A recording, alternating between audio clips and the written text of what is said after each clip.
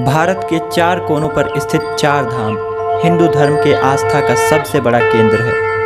हर साल यहाँ पर लोग देश विदेश से तीर्थ यात्रा करने के लिए आते हैं। भारत के उत्तर में बद्रीनाथ, दक्षिण में रामेश्वरम, पूर्व में जगन्नाथपुरी और पश्चिम में द्वारका नगरी स्थित है, जिन्हें चार धाम के नाम से जाना जाता है। इसकी स्थापना आदि गुरु शंकराचार्य ने की थी, जिसका उद्देश्य था कि चार दिशाओं में स्थित इन चार धामों की यात्रा करके मनुष्य भारत के सांस्कृतिक विरासत को जाने।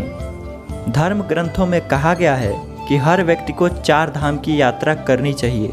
जो पुण्यात्मा यहाँ का दर्शन करने में सफल हो जाता है, उसके न केवल इस जन्म के पाप धुल जाते हैं, बल्कि वह जीवन मरण के बंधन से भी मुक्त हो जाता है, अर्थात मोक्ष की प्राप्ति होती है। इन चार धामों के बारे में विस्तार से जानने से पहले हम आपको बता दें कि एक छोटा चार धाम भी है।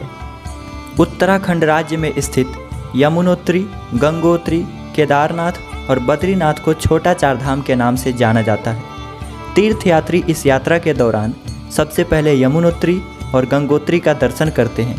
यहाँ से पवित्र जल लेकर श्रद्धालु केदारनाथ पर जलाभिषेक करते हैं। तो आइए अब विस्तार से जानें बड़े चार धाम अर्थात बद्रीनाथ, द्वारका, रामेश्वरम और जगन्नाथपुरी के बारे में।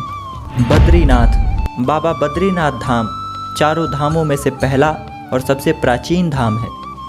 यह उत्तराखंड राज्य के चमोली जिले में अलकनंदा नदी के तट पर स्थित है।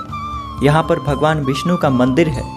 हिंदू मान्यता के अनुसार भगवान विष्णु के अवतार नर नारायण ने इस स्थान पर तपस्या किया था।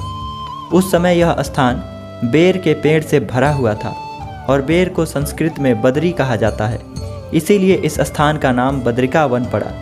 जिस स्थान पर नारायण तपस्या किए, उस स्थान पर बहुत सारे बेर के पेड़ उगे और भगवान नारायण को बरसात और धूप से रक्षा किए।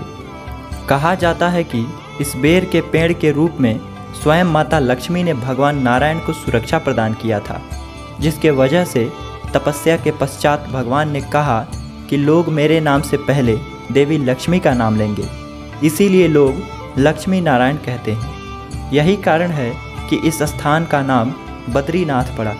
इस धाम के बारे में यह कहावत है कि जो जाए बद्री वो न आए उदरी, यानी जो व्यक्ति बद्रीनाथ के दर्शन कर लेता है, उसे पुनः माता के उदर यानी गर्भ में फिर नहीं आना पड़ता है, अर्थात वह जन्म जन्मांतर के बंधनों से मुक्त हो जाता है।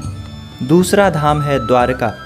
भारत के पश्चिम में समुद्र के किनारे पर बसी द्वारका नगरी गुजरात में स्थित है। द्वारका नगरी को भगवान श्री कृष्ण ने बसाया था। यह श्री कृष्ण की कर्म भूमि है। कहा जाता है कि भगवान श्री कृष्ण के अपने धाम गमन के समय उनके साथ ही उनके द्वारा बसाई गई द्वारका नगरी भी समुद्र में समा गई। 7 मंजिलों वाले द्वारकाधीश मंदिर की ऊंचाई 235 मीटर है। इस मंदिर का निर्माण इतने उत्तम ढंग से किया गया है कि निर्माण विशेषज्ञ भी इसकी प्रशंसा करते हैं। मंदिर के शिखर पर लहराती 84 फीट लंबी धर्म ध्वजा को देखकर दूर से ही भक्तजन अपना शीश झुका लेते हैं। द्वारकाधीश मंदिर के साथ साथ यहाँ पर अनेकों मंदिर हैं, जिनकी अपनी अलग कहानियाँ हैं। जगन्नाथपुरी, भारत के पूर्व में उड़ीसा राज्य के पुरी शहर में स्थित है श्री जगन्नाथ मंदिर। यह मंदिर जगन्नाथ यानी जगत के स्वामी श्री कृष्ण को समर्पित है। इस मंदिर का वार्षिक रथ यात्रा उत्सव प्रसिद्ध है। इस रथ यात्रा में श्री जगन्नाथ मंदिर के तीनों मुख्य देवता भगवान जगन्नाथ, उनके बड़े भ्राता बलभद्र और भगिनी सुभद्रा तीनों 3 अलग अलग भव्य और सुसज्जित रथों में विराजमान होकर नगर की यात्रा को निकलते हैं। श्री जगन्नाथ मंदिर तमाम रहस्यों से भरा हुआ है। यहाँ प्रतिदिन लगभग 10,000 से लेकर 20 लाख तक लोग प्रसाद ग्रहण करते हैं, लेकिन कभी भी मंदिर का प्रसाद खत्म नहीं होता। मंदिर का ध्वज हमेशा हवा के विपरीत दिशा में लहराता है, जिसका क्या कारण है वैज्ञानिक भी आज तक नहीं पता लगा पाए हैं। इस मंदिर के ऊपर से न तो कोई पक्षी उड़ पाते हैं और न ही कोई हवाई जहाज गुजर पाता है। श्री जगन्नाथ मंदिर के नीचे छिपे खजाने से लेकर मंदिर के शिखर तक अनेकों रहस्य हैं जो आज तक अनसुलझे हुए हैं। अंतिम धाम है श्री रामेश्वरम धाम। दक्षिण भारत का काशी माना जाने वाला रामेश्वरम धाम तमिलनाडु राज्य के रामनाथपुरम जिले में स्थित है।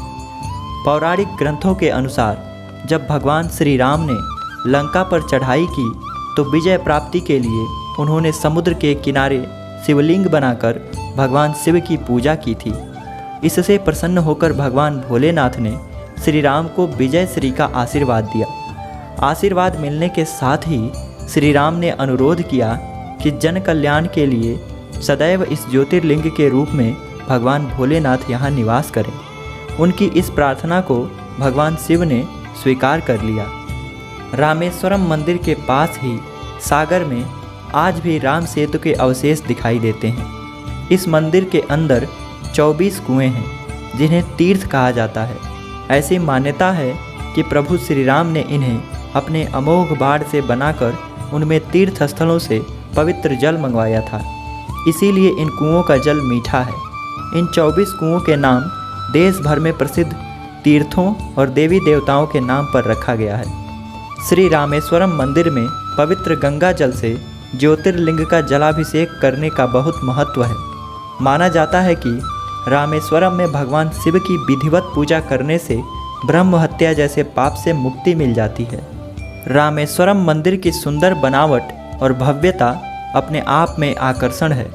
इस मंदिर का गलियारा यानी बरामदा विश्व का सबसे बड़ा बरामदा है, जो कि 4000 फीट लंबा है। मंदिर के हर द्वार, हर स्तंभ और हर दीवार पर वास्तुकला का बड़ा ही अद्भुत दृश्य देखने को मिलता है। चार धाम के बारे में कहा जाता है कि भगवान विष्णु जब अपने धामों की यात्रा पर जाते हैं तो सबसे पहले बद्रीनाथ में स्नान करते हैं, फिर द्वारका नगरी में वस्त्र धारण करते हैं और जगन्नाथपुरी में भोजन करते हैं। उसके बाद भगवान विष्णु श्री रामेश्वरम धाम में विश्राम करते हैं। चार धाम के धार्मिक महत्व तो हैं ही, साथ ही इनके स्थान जहाँ पर ये स्थित हैं वो भी बहुत ही खूबसूरत और अद्भुत स्थान हैं। एक तरफ बद्रीनाथ में पहाड़ और बर्फ़ से ढकी प्राकृतिक वादियाँ हैं तो दूसरी तरफ रामेश्वरम में चारों तरफ समुद्र का नज़ारा। भारत के पश्चिम में द्वारका नगरी है जो कभी सोने की नगरी हुआ करती थी, तो पूरब में जगन्नाथपुरी जिसके चमत्कार के आगे विज्ञान भी नतमस्तक है।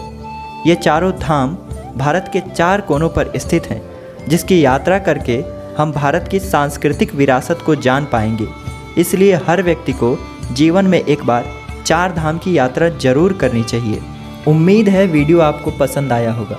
कृपया लाइक ज़रूर करें और इसी तरह के वीडियो देखने के लिए सब्सक्राइब करें हमारे चैनल MG एडू ज्ञान को। धन्यवाद।